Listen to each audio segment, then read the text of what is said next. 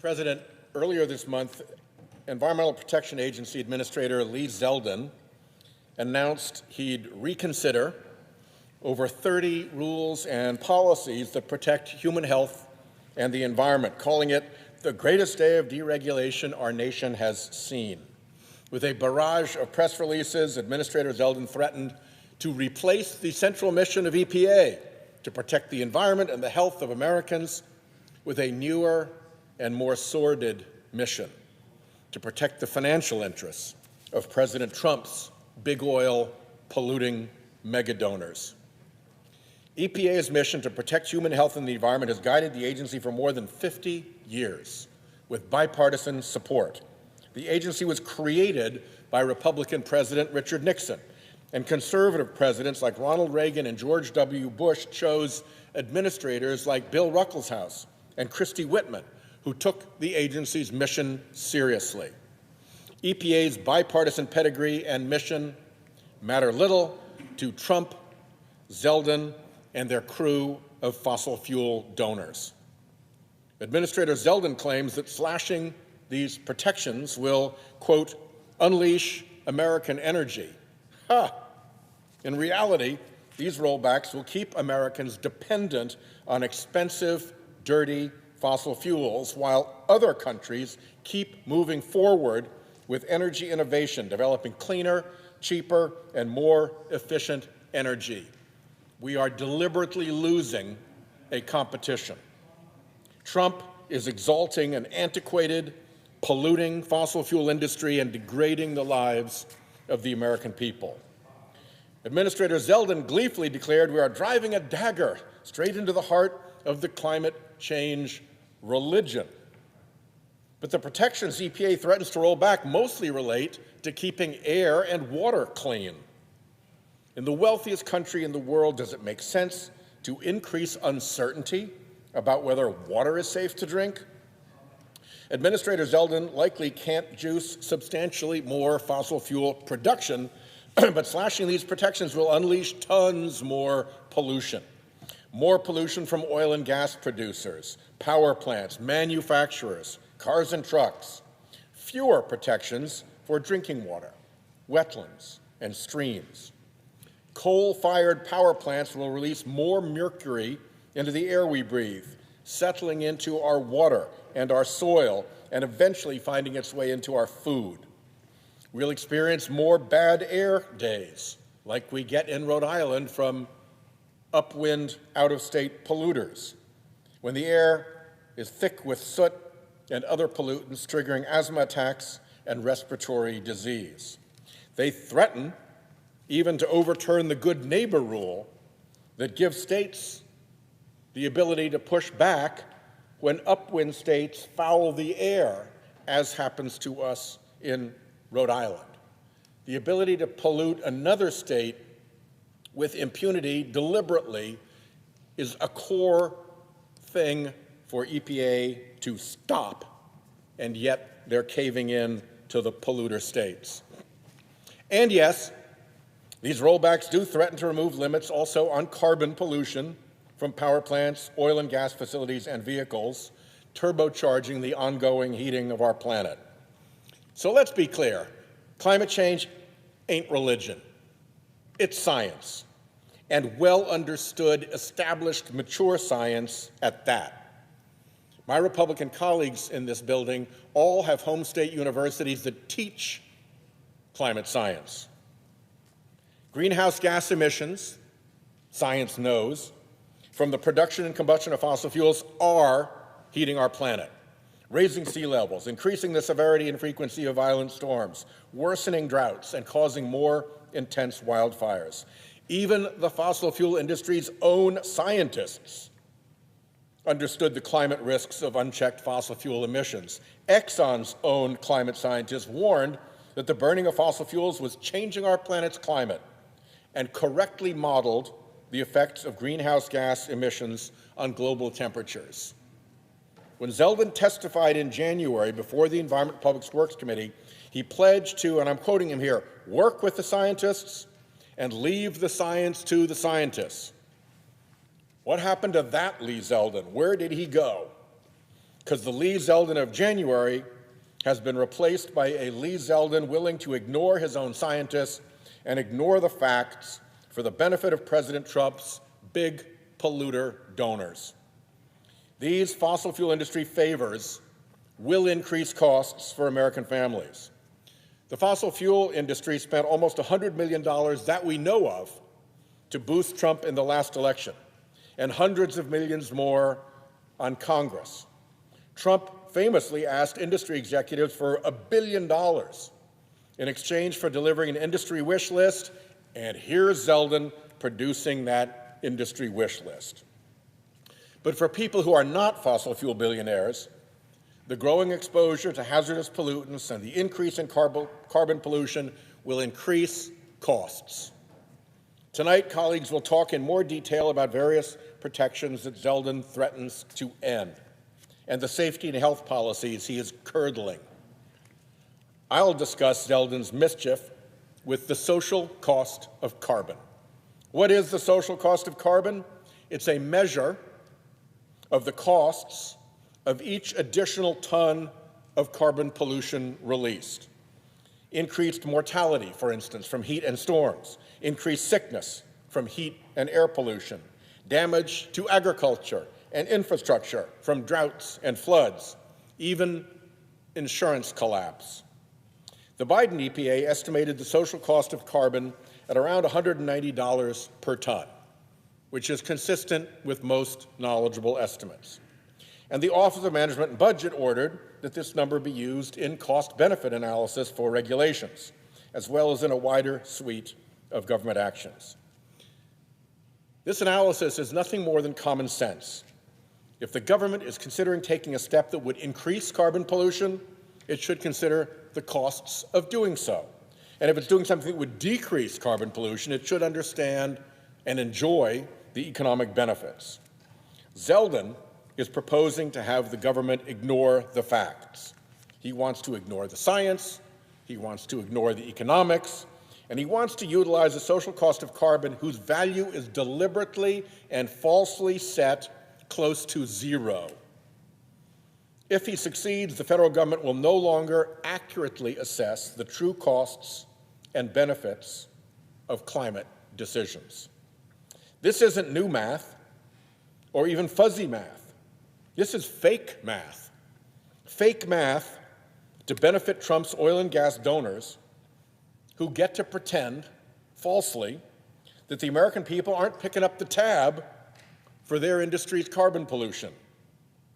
The International Monetary Fund, which is not a green institution, pegs the costs the public bears from fossil fuel pollution at more than $700 billion every year in the United States alone. Last Congress, as chair of the Senate Budget Committee, I organized hearings on the economic and financial costs of climate change. We heard warnings from economists, scientists, medical professionals, insurance and investment executives, the new Prime Minister of Canada, a former Prime Minister of Australia, and even a former Republican Senate Majority Leader. Throughout the hearings, witnesses emphasized the systemic economic risks that climate change poses and warned that if we don't shift away from our dependence on fossil fuels, things will get much worse. Systemic was the word I emphasized in that last sentence. Systemic may sound like a bland academic term, but a systemic risk in economics is one which threatens to bring down the entire economy, much the way failures in the mortgage market led to the Great Recession of 2008. Zeldin's promised rollbacks will have real economic consequences for families. American families will bear increased health care costs. Even with an honorably functioning EPA, health care costs from fossil fuel air pollution and climate change are estimated to total nearly $820 billion in the U.S. each year. Doctor's appointments, emergency room visits, rehab and home health support, and prescription drugs all strain the pocketbooks of American families. Lost work and school days and reduced labor productivity cost both families and the broader economy. Last year, the United States suffered a record-breaking 27 separate billion-dollar disasters, pushing up prices, damaging insurance markets, and burdening the families who were in harm's way. Economic losses from natural disasters reached more than $200 billion. Climate-related extreme weather, hurricanes, wildfires, and floods damaged property, damaged infrastructure, damaged agriculture, and damaged supply chains. These recurring disasters are disrupting insurance markets across the country. Turmoil in the insurance markets bleeds over into turmoil in mortgage and housing markets. If you can't get insurance on your house, the next buyer can't get a mortgage on your house. And that reduces the pool of buyers and results in plunging property values. If your insurance premium quadruples, say from $2,000 a year to $8,000 a year, your home's value will fall, as the carrying costs associated with owning it have dramatically increased. Last year, the Budget Committee obtained county-level data for the entire country, showing the evolution of non-renewal rates for homeowners insurance from 2018 to 2023. And what we showed is that non-renewal rates were rising, indeed skyrocketing, as insurers retreat from areas of the country battered by the storms and wildfires that climate change makes both more likely and more intense. While the usual suspects are Florida, California, and Louisiana, non-renewals are also skyrocketing across areas of southern New England, the Carolinas, Oklahoma, New Mexico, the Northern Rockies, and Hawaii.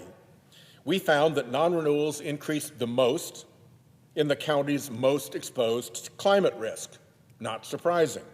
And also that where non-renewals were spiking, premiums were surging as well. Earlier this year, the nonprofit First Street Foundation took a look at the data we had looked at in the Budget Committee and looked forward and made some prediction about what increasing premiums and declining availability of insurance will mean for property values. They looked out the 30-year period of a mortgage entered into today, and they found that property values will decrease in many counties by 20, 40, 60, or even 100%. Change in home value due to insurance costs, minus 100%. If you're in that category, and there are a few of them and more coming in the future, your home will lose all its value during the period of your mortgage. And you can bet the people selling you that mortgage are going to notice. Let's not forget that for most Americans, their largest asset is their home. Home ownership is how most families build wealth. So something that's going to systemically reduce home values is hurting Americans. In a future gripped by climate change, the homeownership path to economic security breaks. What Zeldin is proposing will accelerate that danger forward, bringing the inevitable day of reckoning closer. In Administrator Zeldin's home of Suffolk County, New York, for instance, from 2018 to 2023, and annual premiums have already increased by almost $800. And that's just a taste of what's to come. And by the way, it's not just me saying this. Fed Chair Jerome Powell warned the Senate Banking Committee that in 10 to 15 years, there will be entire coastal and wildfire-exposed regions of the United States in which it will no longer be possible to get a mortgage. That's our future. When your insurance premium goes up by hundreds or by thousands of dollars, that is Republican climate denial in action. When your grocery bill goes up because orange juice, sugar, coffee, chocolate, olive oil are more expensive because of climate-related extreme weather, that's climateflation in action. Before I yield, I'll close with one last thought. We are where we are, entering the era of climate consequences because American politics failed to get this right.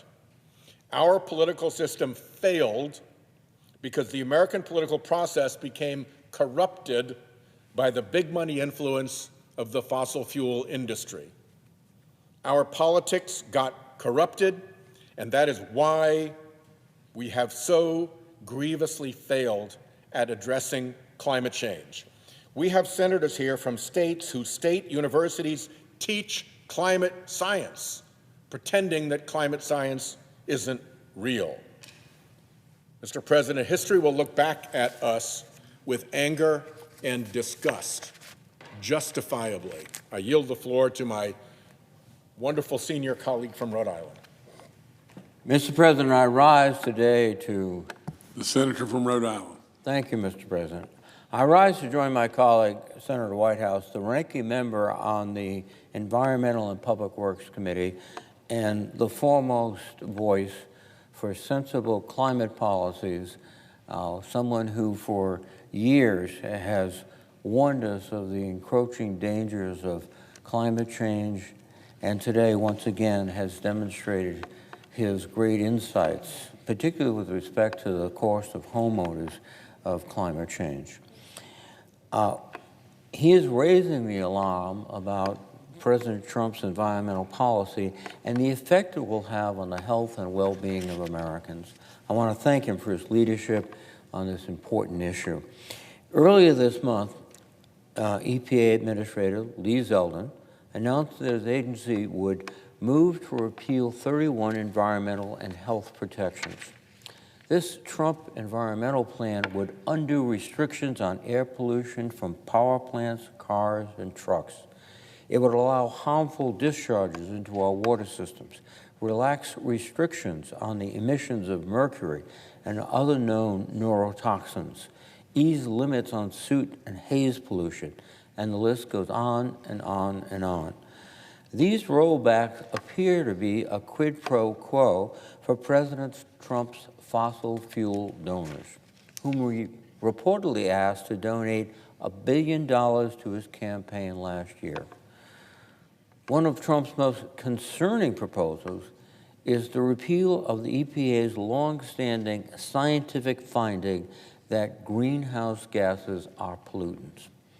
After losing in the Supreme Court in 2006, the fossil fuel industry has been out to overturn this so-called endangerment finding for nearly 2 decades.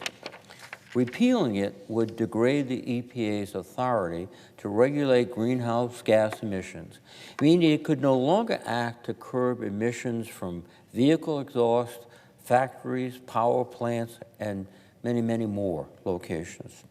Relaxing these standards would result in more pollutants in our air and in our water.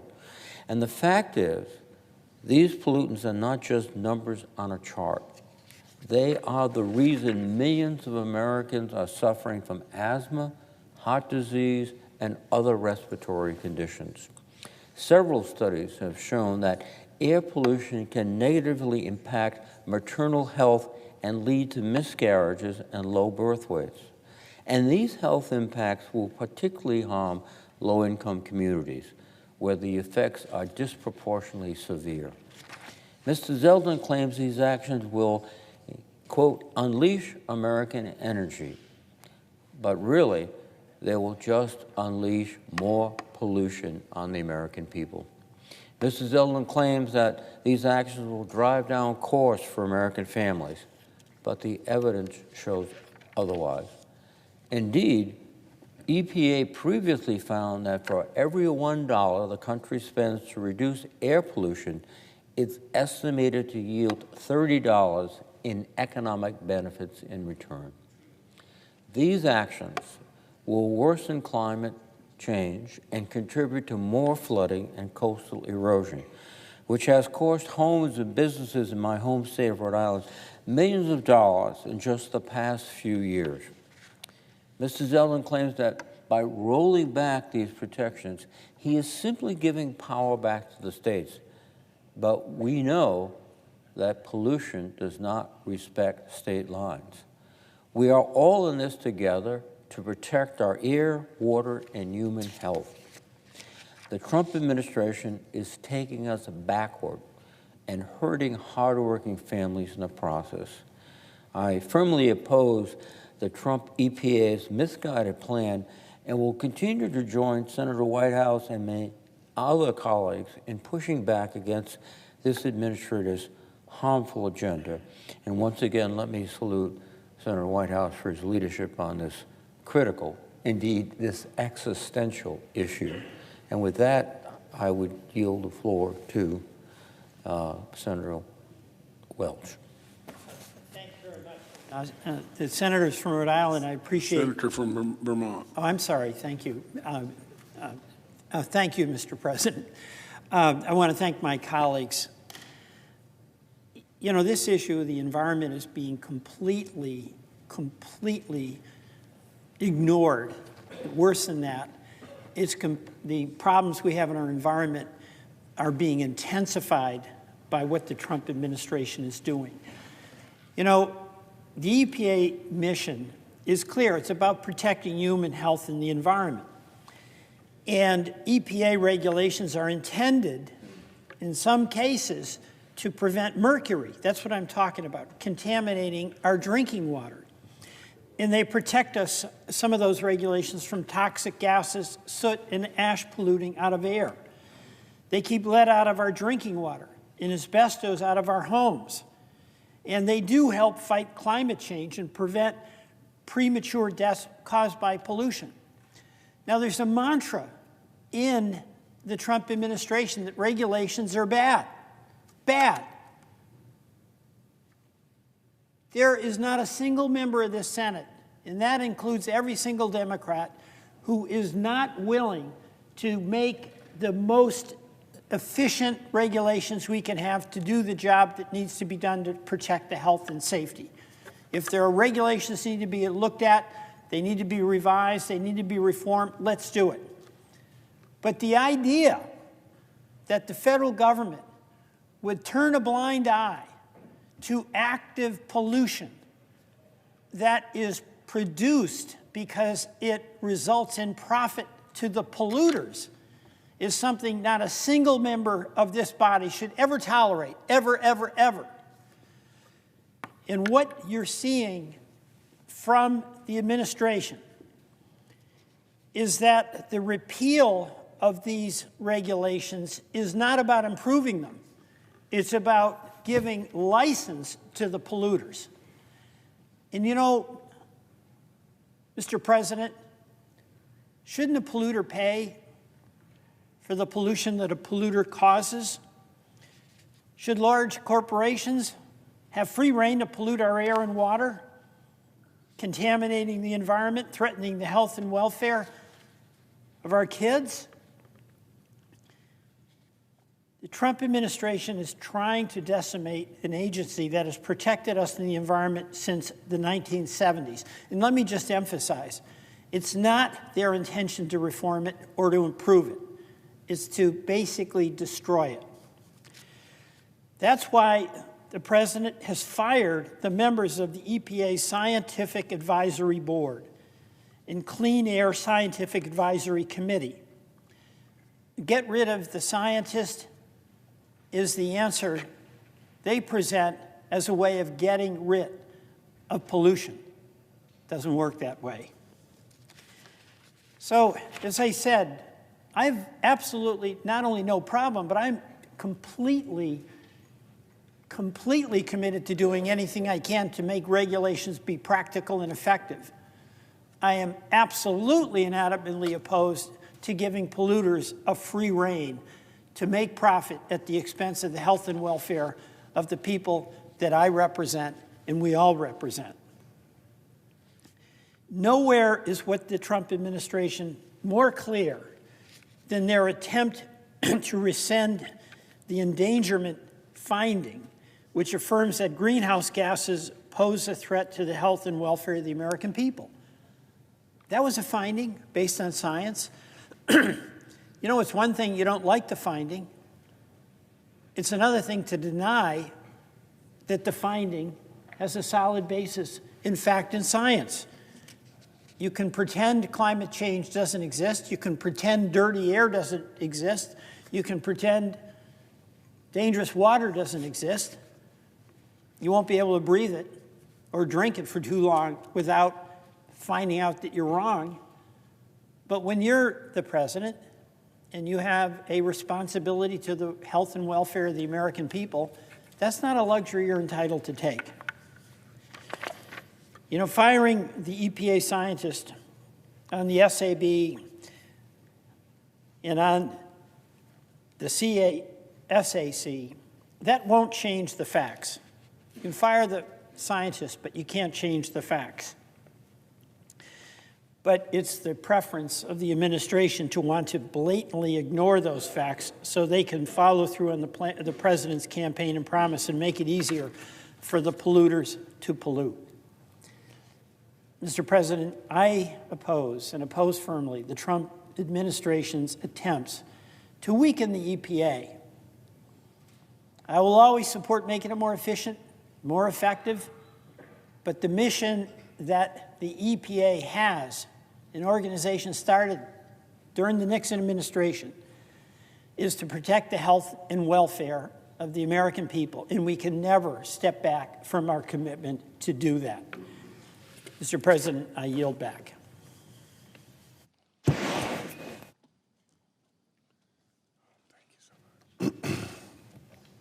Mr. President.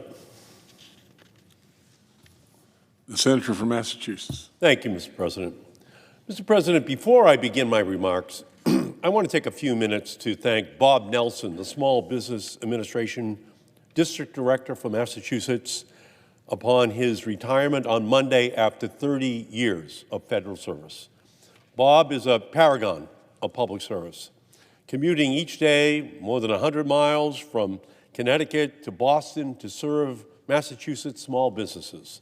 For 26 years, Bob has helped small businesses recover from everything from the economic downturn after 9/11 to the Great Recession of 2008 to the COVID-19 pandemic. Bob is known for giving small business owners his direct cell phone number so that they never have to go through a moment of uncertainty. His career is a testament to the impact that steady and passionate public service can have on everyday people and local economies.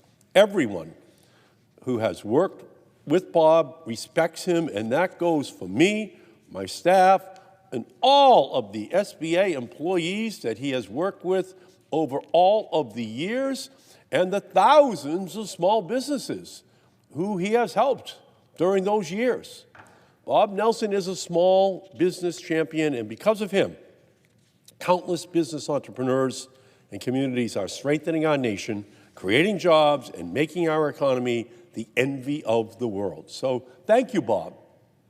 Thank you, Bob, for everything that you have done, for bringing a public servant's heart to your work, and for your many years of service making the Massachusetts Small Business Administration District Office the best in the nation. So, Mr. President, over the last 2 months, the Trump administration has made one thing painfully clear. They do not have an all-of-the-above energy strategy. They have an oil-above-all energy strategy. Oil above the law, above the economy, above the health and wallets of working families in our nation. Gas prices are up. Electricity bills are up. Home heating costs are up.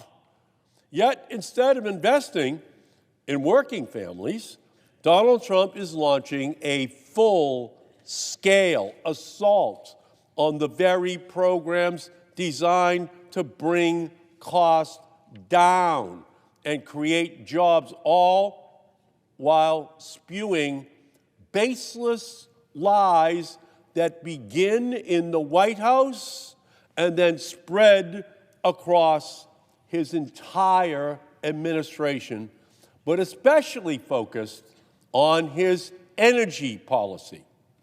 At the Department of Energy, staff have been ordered to draw up a hit list of clean energy programs Congress already funded, programs workers are counting on. These are not hypothetical investments. These are real dollars that could unleash real jobs and real benefits for communities across the country. And now they're being sacrificed to serve a political agenda that rewards polluters and punishes the public. Nowhere was this agenda more proudly displayed than at this week's Sarah Week, or as I like to call it, the Olympics of Oil, where Energy Secretary Chris Wright gave a speech that would make big oil blush, although it's more likely that they just turned with a flush because of the incredible way in which they were treated. Big oil had a big treat coming from the speech by Energy Secretary Chris Wright. So let's take a moment to fact check Secretary of Energy Chris Wright's big oil-sponsored big lies at Sarah Week in Houston. Chris Wright said, quote, this is his quote, "The previous administration's policy was focused myopically on climate change, with people as simply collateral damage." False. Chris Wright is wrong. When Democrats controlled the White House and Congress, we invested in solutions that centered smart communities and a livable future. Since the Inflation Reduction Act was passed in 2022, the clean energy boom has created more than 400,000 new jobs and spurred $420 billion in investments, most of it in red districts. 70 to 80% of the funding is in red districts. That's a people-powered economy. That's an all-of-the-above strategy. Everyone is included. So if we're talking myopic, look no further than Trump. It is the pot calling the kettle black. Trump has been exclusively focused on tax breaks for the rich with extensive collateral damage. New reporting shows that more than 50,000 energy jobs have been lost or stalled since Trump was elected, and that over $56 billion in U.S. clean energy investments were canceled or stalled in that same time. If he continues down this road and guts the IRA, he will be driving an estimated 790,000 jobs off a cliff while wiping $160 billion from our economy by 2030 and raising household energy costs by $32 billion over the next decade. In other words, President Trump and his energy policy are engaging in economic sabotage. So let's continue fact-checking Secretary Wright. Secretary Wright also said in that speech, quote, "Wind and solar supply roughly 3% of global primary energy. The truth, renewables powered 30% of the world's electricity in 2023. Got it? Not 3%, 30% of the world's electricity in 2023. And in the first 9 months of 2024, 96% of all new electrical generation capacity installed in the United States was renewable. Wind, solar, battery. 96% of all new electrical generation capacity installed, with the majority actually coming from solar. It's the fastest growing, cheapest energy out there. Big oil isn't just losing its monopoly, it simply cannot compete. The natural gas industry, they're petrified.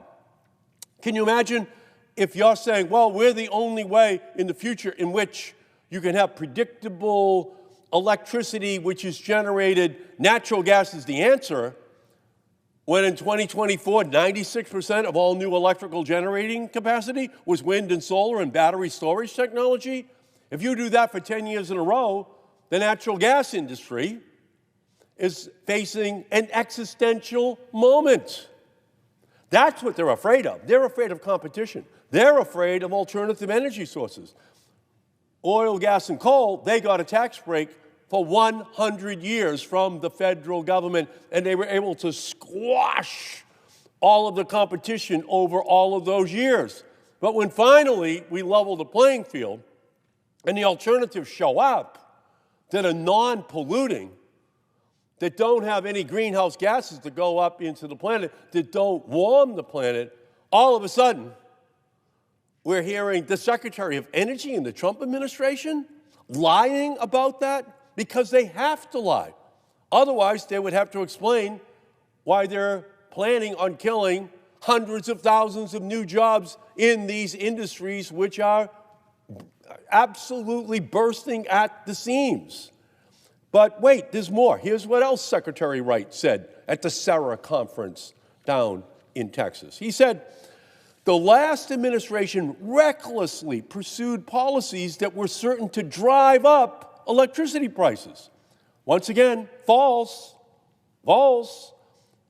The fact, however, is that onshore wind is the cheapest source of new electricity in America. It has been for nearly a decade. It beats fossil fuels even without subsidies and costs half as much as new natural gas on average. Again, existential threat to the natural gas industry. Onshore wind beats it in the marketplace every day for 10 years in a row. So what's Secretary Wright saying? He's saying he's going to lead the effort to kill it and to kill solar, to kill all of it. And building new solar, well, it's cheaper than running existing coal or building new gas projects in the United States. Solar's winning in the marketplace, and it's frightening to the natural gas industry, just absolutely frightening. It's fossil fuel volatility that has hammered families at the pump and on their power bills, with fossil fuel exports going to the highest bidder abroad.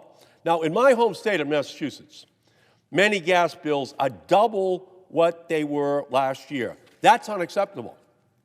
Let's keep going with the fact checks. In a pathetic attempt to justify the benefits of deadly pollution, Secretary of Energy Wright said, quote, "We've raised atmospheric CO2 by 50% in the process of doubling human life expectancy." Then he said, quote, "Everything in life involves trade-offs." Well, let me be clear. In the United States, climate-fuel disasters already kill more than 1,300 people every year. More CO2 doesn't mean more life. It means more floods, more fires, suffering, deaths, $300 billion worth of damage between Hurricane Helene and Hurricane Milton last fall. $150 billion worth of damage in Los Angeles from climate-driven storms. And by the way, only $50 billion of it covered by insurance. Catastrophic for all those communities. So let's talk about the real trade-offs. Clean air traded for asthma. Safe homes traded for billion-dollar climate disasters. Lower bills traded for big oil windfall profits. This administration has made its trade-off clear: your future for their profit. That's Trump's art of the deal. And what a great deal for the oil, gas, and coal industry. All they have to do is just raise money for Donald Trump. And in return, they kill the competitors which are killing the oil, gas, and coal industry in the market. Adam Smith is spinning in his grave so fast that he would actually qualify for a tax break under the IRA. That's how much they're lying about the marketplace and how it is responding to, finally, the incentives that are there to compete against oil, gas, and coal. Which brings us to the Environmental Protection Agency. Because what's a fossil fueled agenda without a full-on assault on the very agency tasked with protecting our air and our water and our climate? 2 weeks ago, EPA Administrator Lee Zeldin announced that he is taking more than 30 actions to unravel our bedrock environmental safeguards in a nauseating attempt to shock and awe us into submission.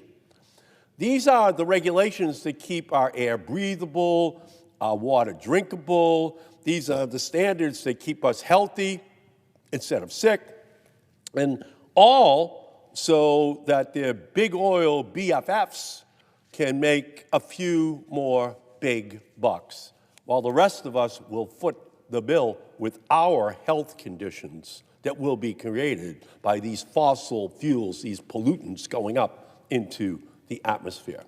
These rollbacks are not a revolution for American progress and energy. They are a return to the same tired fossil fuel program of the past. For starters, they are attempting to eliminate EPA's authority to regulate dangerous greenhouse gases based on the threat they pose to public health or welfare, known as the endangerment finding. This finding came from a Supreme Court ruling in my very own home state that brought the case to the Supreme Court, Massachusetts versus EPA in 2007, which said something we all know: greenhouse gases pose an actual and imminent threat to people everywhere. And it doesn't stop there. They're hoping to roll back quality standards for particulate matter pollution that are projected to avoid 4,500 premature deaths and 800,000 cases of asthma over just 6 years. That's all going to get wiped out if they have their way. But we're going to fight them, by the way. We're going to fight them every single step of the way on this dangerous, health-endangering strategy, which they are seeking to put on the books. They're aiming to gut wastewater regulations so coal plants can contaminate the water we drink from and swim in. They're trying to pump the brakes on clean car and truck regulations that reduce harmful air pollutants and save families money at the pump. The list goes on and on. They are dismantling the federal government before our very eyes. This isn't about efficiency. This is about sacrificing the health of our communities for the health of their pocketbooks. But just like Energy Secretary Chris Wright's speech, we know it's a lie. They aren't making America great again. They're selling America to the highest bidder, to the oil and gas and coal industry. That's what they're doing. They're just selling us out. We must continue to speak up for the truth and continue to fight. The natural gas industry, they're threatened by a wind and solar and battery revolution that will generate the electricity which we need in our country. Natural gas doesn't like it. They want it killed. The oil industry, we put 70% of all the oil we consume into gasoline tanks. They don't want to see the all-electric vehicle revolution continue to grow exponentially. They've got to try to kill that too, so that we do not have that reduction in the amount of oil that we put into cars that we drive around our country that spew that pollution up into the sky. So the oil and gas industry, they go to the White House, they go to Donald Trump, they go to Mar-a-Lago in order to get the protection they need against competition, the protection they need against clean energy, the protection that they need against the creation of 1 million new clean energy jobs in our country. That should be our future, and it's what young people want more than anything else. They want that revolution. They're the Green New Deal revolution. That's what they want. They want to see it happen. And because it is happening, oil and gas are having, unfortunately, this White House, Secretary of Energy, Christopher Wright, his entire cabinet, the EPA Administrator, Lee Zeldin, all of them just dismantle all of the protections which have been put on the books over a generation. This is an historic moment. And all we can say to you oil, gas, and coal, all we can say to you, Trump White House, is we're going to fight. We're not going away. There's a young generation out there that's rising up, and they're not happy with what is happening in this White House. They do not want to see their future sold for campaign contributions from polluters in our country. So we're ready to fight, and we're going to align ourselves with the young people in our country that want a different future, a better future, a clean future. And that's what we're going to get, because we will not lose. And I can't thank Senator Whitehouse enough for being our leader on the Environment and Public Works Committee and for bringing us out here this evening to have this incredibly important, historic discussion about the direction of our nation. Thank you. The distinguished senator from Massachusetts yield for a question. I would love to have a conversation with the senator from Rhode Island. Well, you referenced the value to the fossil fuel industry of being able to run to Congress or run to the White House and throw money around, and as a result of that expenditure on politicians, earn the right to pollute for free and get enormous competitive advantage against clean energy. The industry clearly spends a lot of money. We know they spent $100 million getting Trump elected. He asked them for $1 billion, which could have come through dark money, in order to deliver on this subsidy program they want. How lucrative do you think the fossil fuel political operation is? I think it's the most well-financed lobbying effort in Washington, D.C. I think they have had an ownership of this building for 100 years, and they're afraid it's about to slip away. Would the gentleman from Rhode Island agree with me? I would not be surprised, actually, if the political lobbying and dark money influence operation of the fossil fuel industry was not actually its most lucrative line of business. Because for $1 billion or $6 billion or $7 billion spent manipulating our politics, they protect a $700 billion annual subsidy, according to the International Monetary Fund. That's a $100 return every year for every $1 invested. They don't make that much off their tar sands. They don't make that much off their oil wells. They don't make that much off their methane leaks. You know, the senator from Rhode Island is wise and precise in his analysis of the agenda of these companies. So the senator from Rhode Island and I have for 12 years led the effort, along with the senator from Connecticut, to have offshore wind all along the Atlantic coast. And the Biden administration put in place a plan to deploy 30,000 megawatts of offshore wind. And what Donald Trump, with Chris Wright, the Secretary of Energy, with the Secretary of Interior, are now planning is to kill that entire revolution, capturing the wind that blew the pilgrims to our shores, capturing the wind that had the whaling crews go out in order to fuel the energy of the 19th century. But when it wants to be used for the energy of the 21st century, the oil and gas and coal industry say, absolutely not. We can't allow that to happen. And why can't they allow it to happen? Because it will replace natural gas-generated electricity that pollutes. And it would just transform the way in which electricity powers our businesses, powers our homes all across the East Coast of the United States. And we could wave goodbye to that natural gas, fossil-fueled, polluting future for the 21st century. So what is Donald Trump doing? After receiving tens and tens of millions of dollars in contribution from the natural gas industry, led by Harold Hamm, who promised Trump, the #1 natural gas guy in America, that he would raise the money for him in the campaign. Well, the payoff, the payback, is kill offshore wind. So they say all of the above. Nah, they don't mean all of the above. Chris Wright, the Secretary of Energy, says, people really don't like wind, so we have to make an exception because people don't like wind. You know who doesn't like wind? The natural gas industry. They hate wind, okay? They hate it because it's the competition, because it's working, because it's cheaper, and because it's also cleaner.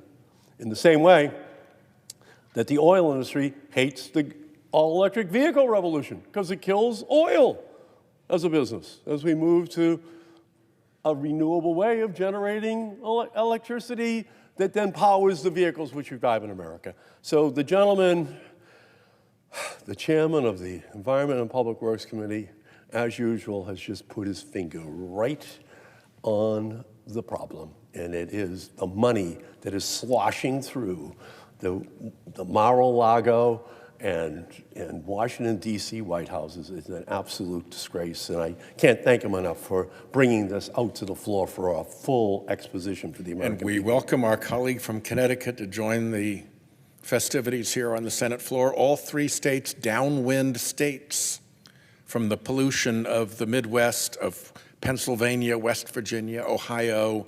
Nothing we can do about it other than breathe in the waste that they don't clean up. What does that mean? Senator Now, Blumenthal. what does that mean by downwind, just so people can understand it? What do you mean by that? Well, it means that the prevailing winds that blow over West Virginia, that blow over Pennsylvania, that blow over Ohio, blow over their smokestacks that have been deliberately built high into the air so that the pollution coming out of the smokestack gets caught up in those prevailing winds and ends up falling down in the form of ozone and particulate matter in Massachusetts, in Connecticut, and in Rhode Island. And the Rhode Island Department of Environmental Management and the Massachusetts Department of Environmental Quality and the Connecticut Department of Environmental Protection can do nothing about it because those states have chosen to put it up into the sky above them so that it lands on us. And it blows into the lungs of the people in Connecticut, Massachusetts, and Rhode Island. I yield to the gentleman from Connecticut. Yep. The perfect segue to my remarks, if I may be recognized, Mr. President. Connecticut. Thank you, Mr. President. The perfect segue to my remarks because downwind means we are the recipient of their air and their pollution, which are the small particulates. They are often the size of literally a quarter of the head of a pin. And the reason they are so dangerous is that they are inhaled to the very deepest parts of our lungs where they do the most damage. And so I am grateful to be talking about the good neighbor rule. That is actually the purpose of my coming to the floor, to talk about the rule that applies to those power plants and states that are supposed to be good neighbors. And according to this rule, they would be good neighbors, but the EPA is rolling it back, withdrawing it. And so I'm grateful to be here with two champions, my great friend and neighbor, the senator from Rhode Island, Senator Whitehouse, who has made this battle a constant struggle from his seat on the floor, in meetings, in town halls, in forums literally around the world. And my neighbor from Massachusetts, the author of the Green New Deal, which I was proud to join in its first day, and still represents a milestone in environmental advocacy. And we're here today to advocate. Joyous, even though saddened by the need to be here, joyous to be amongst this band of brothers and sisters who are going to stand strong and steadfast against the Trump administration's sellout. You heard it from Senators Whitehouse and Markey. These rollbacks are a gift.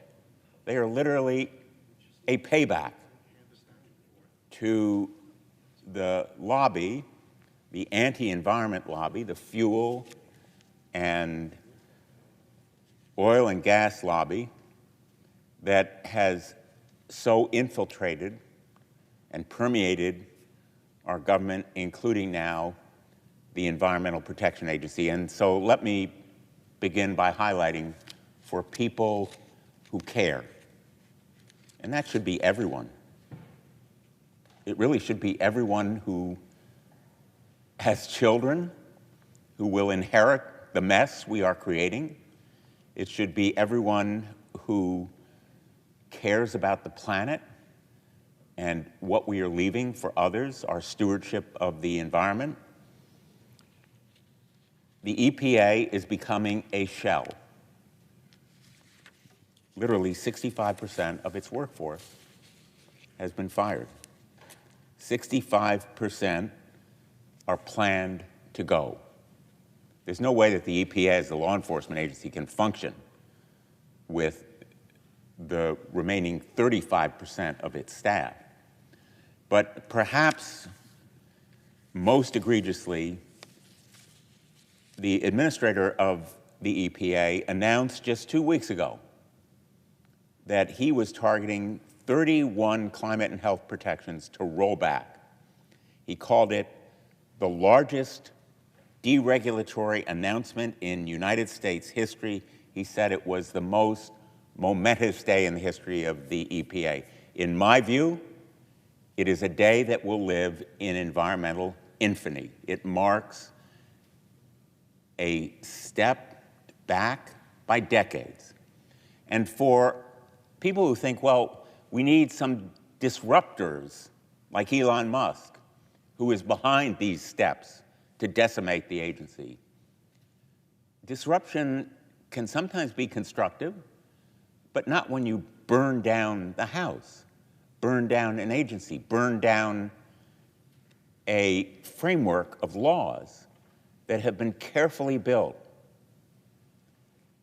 and reflect not only an intellectual commitment, but also a deliberately constructed way to balance the needs of environment and energy and other interests that serve the public.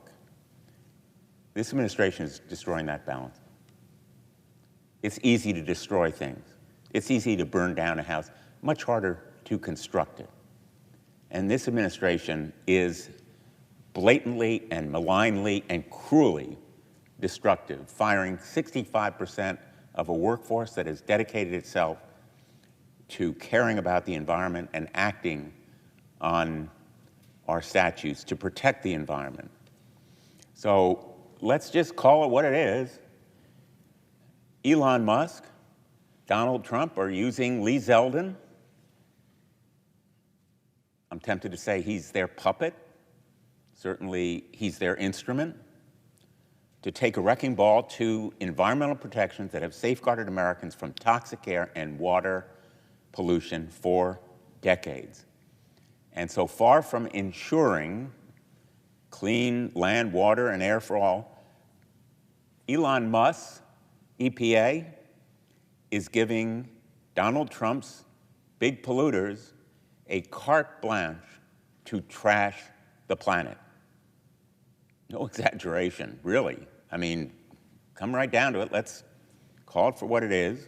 The administration is running roughshod over our federal environmental protection laws writ large. I'm going to focus today, as I mentioned just moments ago, on one of the rules that EPA is rolling back, the Good Neighbor Plan.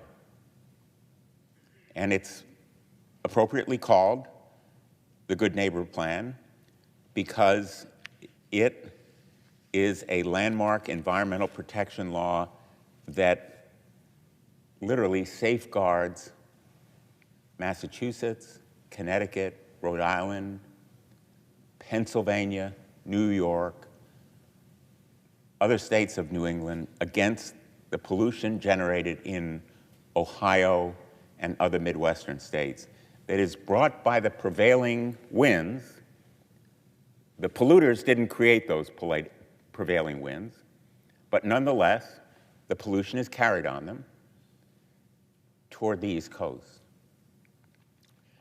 Funny thing about those little pieces of soot created in fuel-burning power plants, they have no respect for state boundaries. None. I don't know why. You know, we have in Connecticut, as Rhode Island and Massachusetts do, strong laws that protect our air and water. And those pieces of soot, the nitrogen, the other pollutants, have no respect for our boundaries. The Clean Air Act, through its good neighbor provision, empowers the EPA to step in when states' emissions are significantly contributing to the air quality problems of another state.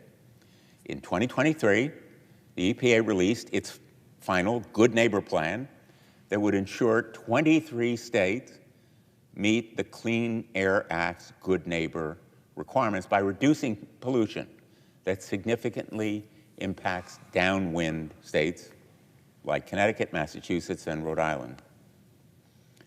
Connecticut has some of the worst air quality in the country, let's be honest here, largely due to pollution traveling from power plants in the Midwestern states.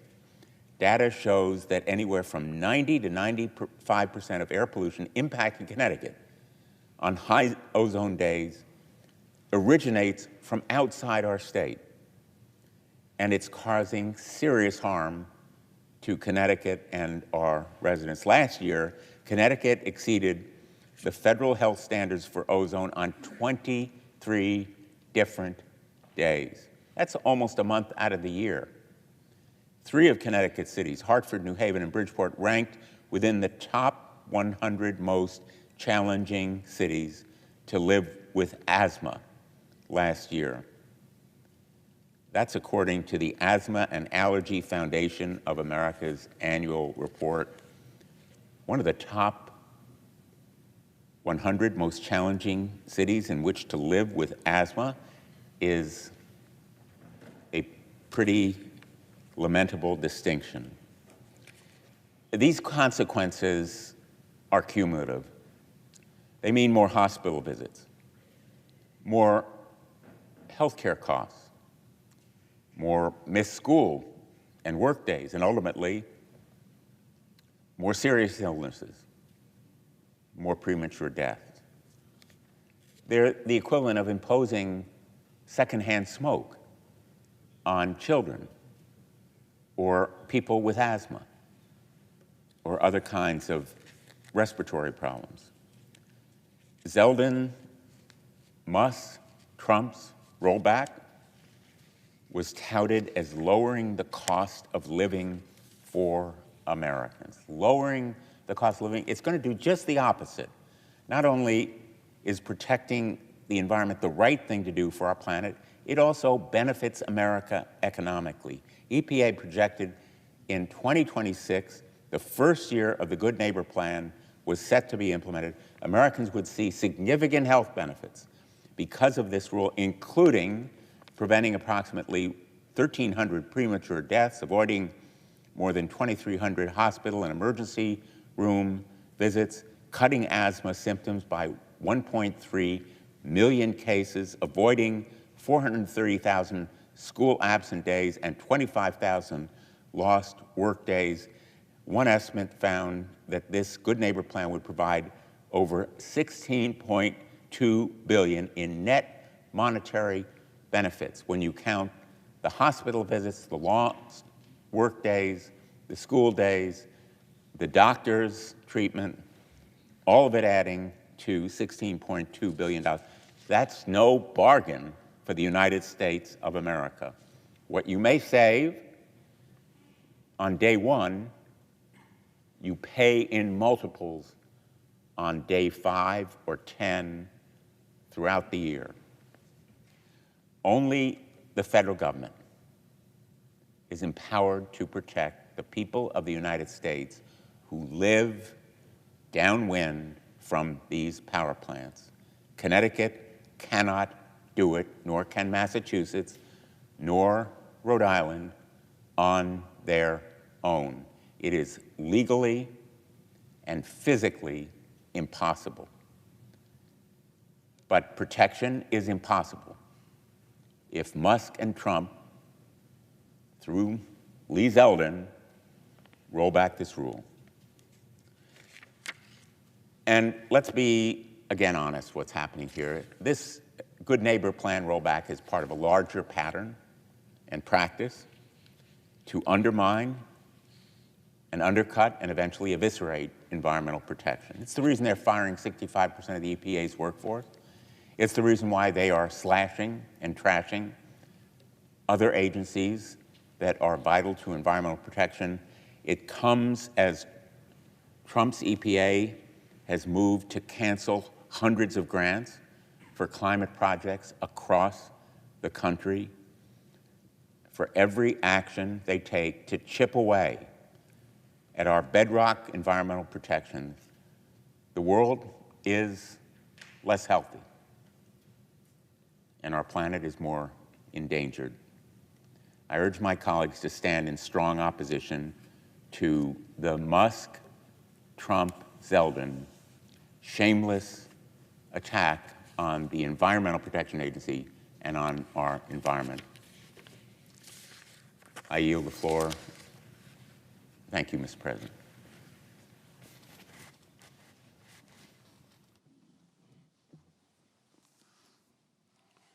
From Connecticut yields? Absolutely. No, thank you. So what I'd like to talk about a little bit, if I could, with you and Senator Whitehouse, is this pollution agenda that they have for us in New England, but they have writ large for the whole country as well. So let's just take solar energy. In 2009, the total amount of solar ever deployed in the United States was 2,000 megawatts. That was it. In 2024, 40,000 megawatts was deployed. And it's scaring the natural gas industry because combined with battery storage, it's just saying that New England doesn't have to import any more natural gas, any more pollution. And slowly but surely, in other parts of the country,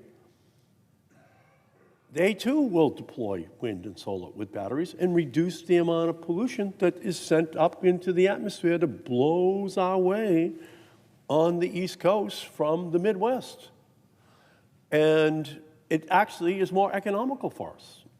It's actually a job creator for us because the jobs are actually in New England, not in other states. We're doing it for ourselves, offshore, on the roofs of people's homes, out along the highways as we deploy these renewable energy resources. And it is absolutely frightening to them. In the same way, I'll add this number too. In 2009, there were a grand total of 2,000 total all-electric vehicles in the United States. That was all we had, from Henry Ford to 2009, 2,000 all-electric vehicles. And why? Well, because the auto industry said, we can't figure it out. It's just too hard. And then we put the incentives in place. The battery technologies were given incentives. There were incentives to buy all-electric vehicles. And last year, there were about 1.5 million all-electric vehicles and plug-in hybrids sold in America. Not 2,000 total just 15 years ago. So the direction is absolutely vertical. It is just taking off exponentially. And again, with it goes a reduction in greenhouse gases, especially as each year goes by and more of those technologies are deployed.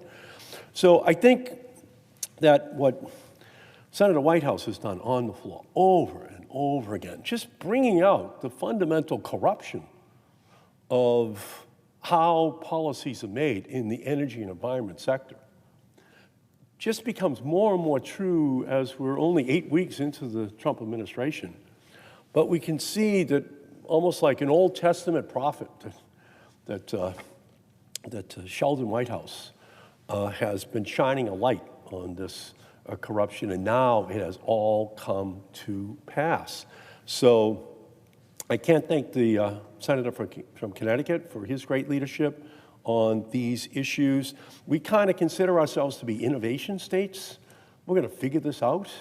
And as we've figured it out, it is absolutely frightening to those states that have been producing energy for generations, and good for them, and good for their citizens. But if we figure it out as well, we should not be stopped any more than we stopped them in the 20th century. We should be allowed to innovate in the 21st century, but they are trying to put in place the policies purchased from the Trump administration that block us from those solutions, which work not just for ourselves, but like many other things invented in New England over the years, we can export them around the world. You know, we can be the world leader in the development of and then export of all these technologies. And so, again, I can't thank you enough, Senator Whitehouse, for your great leadership on this on the floor. Well, I'm delighted to be joined by all of you. I'd make an observation of my own. I think Senator Blumenthal wants to join in, but the observation that I would make is that our 3 states are known for great universities. Yale University in New Haven, Connecticut, Harvard University in Cambridge, Massachusetts, Brown University in Providence, Rhode Island. And they all teach climate science, and they all teach economics as well. But it's not just those 3 universities.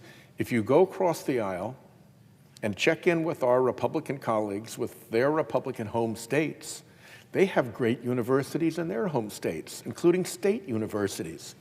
And their state universities and their home states teach the very climate science that Republican senators deny on the Senate floor.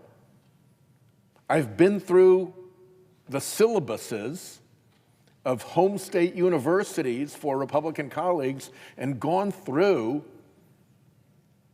the classes that teach climate science. And they teach economics. And you can go to Milton Friedman, the famous free market conservative economist, and what does he say about pollution? He says the cost of the pollution has to be in the price of the product, or else it's a big, fat subsidy. And it's not market economics any longer. It's a government subsidy. It's corporate welfare. And that's what we see in this dispute. The climate science is real. Their own state universities teach it. And the economics is real. Their own state universities teach Milton. What they're doing in this building, contrary to what their universities know, is to fight with political power to keep polluting and have the public bear all the costs of their pollution. Have the public bear all the costs of their pollution, not be a real market economy in which the price of the pollution as a negative externality gets baked into the price of the product, but pollute for free. This is a huge pollute for free scam running to about $700 billion every year. So no wonder it's taken a while for wind and solar to take off, fighting the headwinds of a multi-$100 billion subsidy from an industry that gets to pollute for free. And who bears all those costs? How are your fishermen doing in Long Island Sound as that water has warmed? Or mine, or yours? And that's just one example. If the senator from Rhode Island would yield, I would just add a footnote to that important conversation, which is they teach economics, and they teach that those externalities are, in effect, a subsidy if they aren't charged to the consumer and made transparent. But they can also distort the markets.